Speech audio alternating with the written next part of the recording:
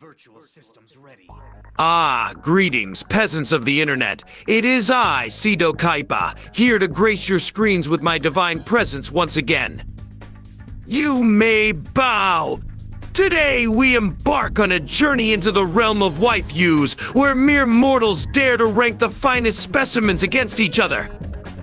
But remember, this isn't just any tier list. No, this is the epitome of taste, refinement, and of course my personal preferences. So buckle up, because you're about to witness greatness. Now, some of you might be wondering, why should we care about Seto Kaiba's opinion? Well, let me enlighten you, my dear duelists. I am the CEO of KaibaCorp, a dueling prodigy, and the undisputed ruler of the duel monsters world. In other words, I am the pinnacle of perfection, so when I speak, you listen, got it? Now, I know what you're thinking, but Kaiba, what makes you qualified to judge waifus? Well, besides being rich, brilliant, and devastatingly handsome, I happen to have impeccable taste. It's a burden, really. So sit back, relax, and prepare to be enlightened by the one and only Seto Kaiba. But remember, if you disagree with my rankings, you're wrong. It's as simple as that. Welcome, mere mortals, to Seto Kaiba's Waifu Tier List. Prepare yourselves for excellence. Asuna, the queen of... what was it again? Oh right, Inkrad. She's got beauty, I'll give her that. But beauty alone doesn't win duels, my dear viewers. And trust me, I know a thing or two about winning. Asuna's not exactly what I'd call a top-tier duelist. Sure, she swings a sword around like she knows what she's doing, but when it comes to real strategy, she's about as clueless as Joey Wheeler trying to solve a puzzle. And let's talk about her little romance with Kirito, please. It's like watching a pair of duel monsters trying to outwit a mirror force. Pathetic, really. So there you have it, folks. Asuna, the epitome of mediocrity, may have her fans, but she's not fooling anyone with her fancy swordplay. But she doesn't have what it takes to escape the depths of the C tier. Moving on. Ah, the next contender steps into the arena. And who might this be? Rem from ReZero, you say? She certainly seems enthusiastic, but let's not get ahead of ourselves. Enthusiasm can only take you so far in the cutthroat world of waifu rankings. Rem may have her fans, but let's be honest here. She's about as relevant as a mystic horseman in a Blue Eyes deck. Sure, she's got a tragic backstory and a cute maid outfit, but is that really enough to impress someone of my caliber? And don't even get me started on her obsession with Subaru. Talk about a one-way ticket to the loser's bracket. Last time I checked, winning duels was about skill and strategy, not simping for some clueless protagonist. So there you have it, folks.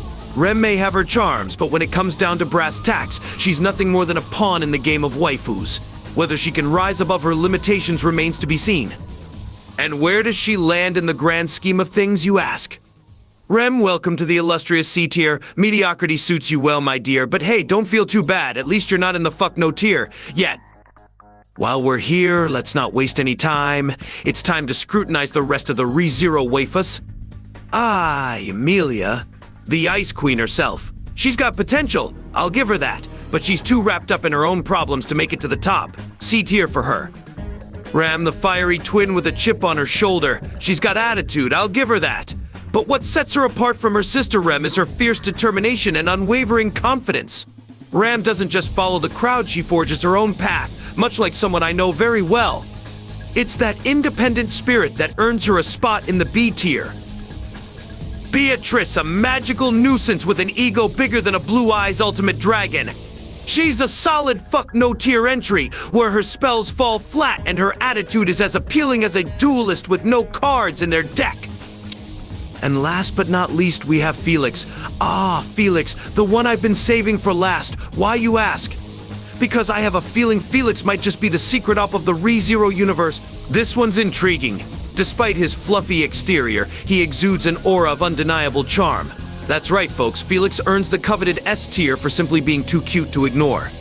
Seeing Felix make that little cat noise seriously flusters me to the point where I thought I was under one of Mai's harpy spells. Speaking of Mai Valentine, let's shift our focus back to the realm of duel monsters. Ah, Mai, the femme fatale of duel monsters. Mai may have her admirers, but let's not kid ourselves here. She's like a harpy lady without her wing, pretty to look at, but ultimately lacking substance. Sure, she's got a mean harpy deck and a decked-out outfit to match, but when it comes to real dueling prowess, she's about as threatening as a curry bow in attack mode. And let's not forget her infatuation with that pathetic excuse for a duelist, Joey Wheeler. It's like watching a Blue Eyes white dragon stoop to the level of a common Red Eyes.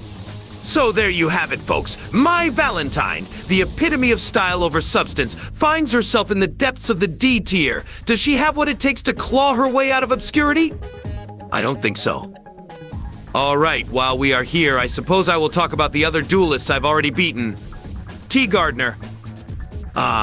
T. Gardner, the eternal cheerleader of the duel monsters world. She may have her heart in the right place, but let's face it, folks, her dueling skills are about as formidable as a baby dragon trying to take down a Blue Eyes white dragon. Sure, she's got spirit, but spirit alone won't win you duels. Trust me, I know a thing or two about what it takes to come out on top. And let's not forget her endless pep talks and moral support for her friends, especially that bumbling fool Yugi. It's like watching a dark magician being babysat by a Kuribo. And that concludes our assessment of T. Gardner. She finds herself languishing in the depths of the D tier, forever overshadowed by true dueling greatness.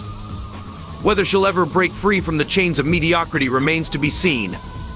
However, let's divert our attention to the true waifu of Yu-Gi-Oh!, none other than Wheeler's sister. Serenity Wheeler, the unsung hero of our tale. While her brother Joey stumbles through duels like a newborn KaibaCorp product, Serenity brings a touch of purity to the chaos of the duel monsters world. Serenity. Sweet Serenity. She may not wield a duel disc or summon monsters with the finesse of a seasoned duelist, but she possesses a courage that surpasses even the mightiest Blue Eyes white dragon. However, let's be realistic here, Serenity. Courage alone won't carry you to victory in the dueling arena. Serenity's lack of experience and skill relegates her to the lower tiers, where she resides with grace and humility. But make no mistake, Joey. Your sister holds a special place in the hearts of many.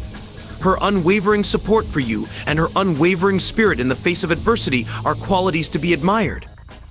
Yet, in a surprising turn of events, Serenity Wheeler earns her spot in the prestigious S tier.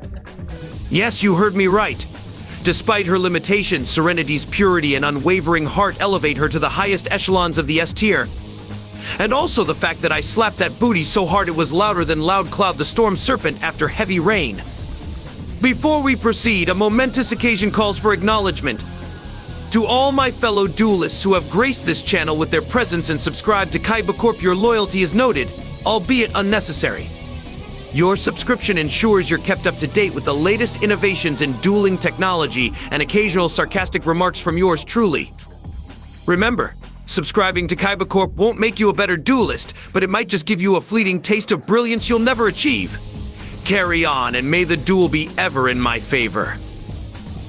Now, let's take a dive into the world of Aqua from Konosuba. Aqua, the goddess of, well, questionable usefulness. Aqua may have her devotees, but let's not delude ourselves. She's about as effective as a pot of greed and a handful of Exodia pieces. Sure, she's got divine powers and a flair for the dramatic, but when it comes to actual utility, she's as empty-handed as a duelist without a deck. And let's not even mention her endless bickering with Kazuma. It's like watching two Kuribos argue over a spare multiply card. Aqua finds herself relegated to the depths of the D tier, where she can bask in the glory of her divine incompetence. Moving on, we have much more worthy contenders to discuss. Now we turn our gaze to 2B from Nier Automata, a cyborg warrior with a certain allure. 2B is the epitome of grace and deadly precision. Her combat skills are as sharp as my vampire lord's fangs.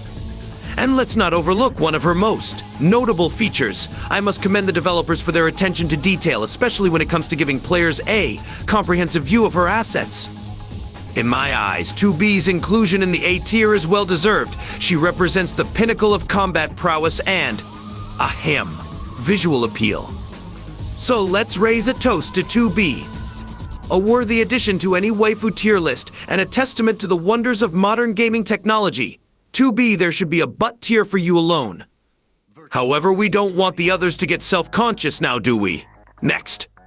How can any waifu tier list be complete without mentioning the waifu of anime herself? I present to you Astolfo. Astolfo, the embodiment of unpredictability and gender ambiguity. One might say he's a wild card in the world of waifus. It's like drawing the rarest card in your deck and finding out it's a cute femboy. Despite the confusion surrounding his gender, there's no denying Astolfo's charm and charisma. He's like a dark magician girl with a twist, or should I say, with a hidden effect you didn't see coming. And let's not forget his unwavering loyalty to his master. It's a trait that sets him apart from mere mortals in the realm of waifus. Astolfo earns his place in the esteemed A tier, where his enigmatic nature and undeniable charm shine brightest. And now, let's shift our attention to Yuno Gasai from Mirai Nikki. Ah, Yuno, the epitome of devotion taken to extreme lengths. Yuno is like drawing the perfect hand in a duel, only to find out your opponent has a millennium puzzle up their sleeve. She's unpredictable, to say the least. Despite her questionable methods, there's no denying Yuno's unwavering dedication to her beloved Yuki. It's like she's activated a trap card that locks her into a duel for eternity. And let's not forget her prowess in combat. Yuno doesn't just play mind games, she's a master strategist, always several steps ahead of her opponents. Yuno Gasai earns her place in the illustrious A tier, where her fierce loyalty and strategic brilliance shine like a Reijeki in the darkness. Now Megumin from Konosuba, the explosive magician with a penchant for dramatic entrances. Megumin is like a fusion monster with a single, powerful effect, explosion. She's the embodiment of go big or go home in the world of waifus. Despite her singular focus on explosions, there's a certain charm to Megumin's determination. It's like watching a duelist who only has one card in their deck but plays it with unwavering confidence. And let's not forget her unwavering commitment to her craft. Megumin doesn't just cast spells, she creates fireworks that light up the sky. Megumin earns her place in the esteemed A tier, where her explosive personality and unwavering dedication shine brighter than a polymerization fusion.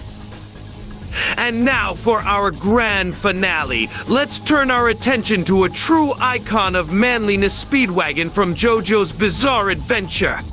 Ah, Speedwagon, the epitome of loyalty and style. Speedwagon may not possess the power of a stand, but he's the unsung hero of the Joestar lineage. His unwavering support and indomitable spirit make him a force to be reckoned with.